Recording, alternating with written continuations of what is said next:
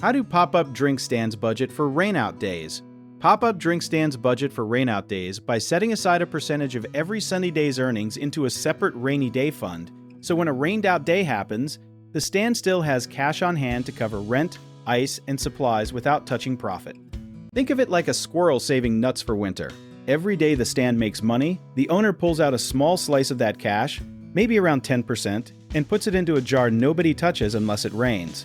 This way, even if a whole weekend gets washed out, the stand still has enough saved to pay for the spot rental, new cups, or ice that melted for nothing. Something most people do not know is that many small stands track the weather forecast for their exact zip code a full week ahead, almost like a tiny insurance policy against waste.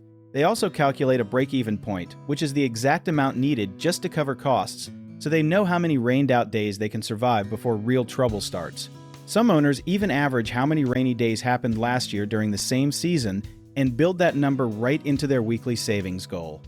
One big thing to watch out for is spoiled ingredients, since fresh fruit and dairy-based drinks go bad fast if a rainout closes the stand for several days, so only buy enough perishable stock for a few days at a time. Another caution is forgetting fixed costs like rent or permit fees that still need paying even on a $0 day, so setting up an automatic savings transfer on payday helps a lot. Many stands also underestimate how draining a slow rainy season feels emotionally, so keeping a small cushion of extra cash just for peace of mind makes a real difference.